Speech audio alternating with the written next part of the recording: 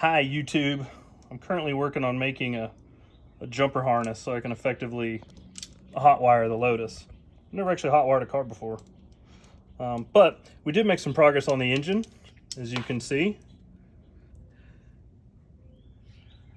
We've got the fuel injectors in, and we've replaced the spark plug wires.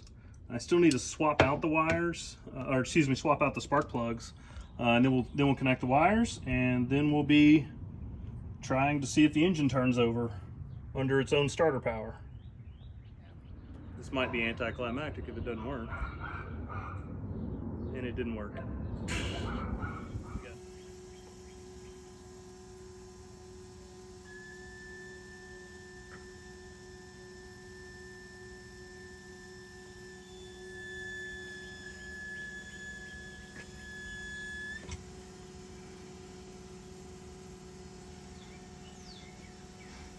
You smell gas? I don't smell gas yet.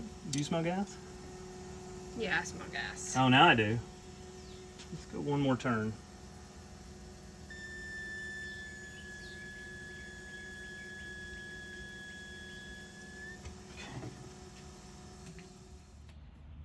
All right, we've had quite a few failures today. We got the battery hooked up and I bypassed the ignition switch, but we still weren't seeing power to the chassis of the car. So there are these two main relays at the front of the car that are activated by the ignition switch. So of course they're made by Lotus, so they don't work. And so what we did is we unbolted the wires off of the relay and actually bolted them to each other, completely bypassing the relay. So as soon as we touch the battery on, it goes to the full ignition switch on setting. And then the starter wire, I'm not sure, it doesn't seem to have continuity between the ignition switch and the starter. So we found a joint in the engine bay and we're just gonna use that to hot wire the starter, or we have been using that. We had a couple of failed attempts. We didn't have the fuel pump on a couple times, and we checked for spark. We definitely have spark. And then I remembered that last week I had left the entire EFI system filled with WD-40. So I loosened up all the fuel injector lines again and purged out the WD-40 until I was getting fresh, beautiful smelling gas. So now we're ready to attempt a start. I'm running the fuel pumps on a separate battery still. So we've got fuel pumps going, and then this is my glorious hot wire that I have to touch. First I have to connect the whole battery. That helps. All right.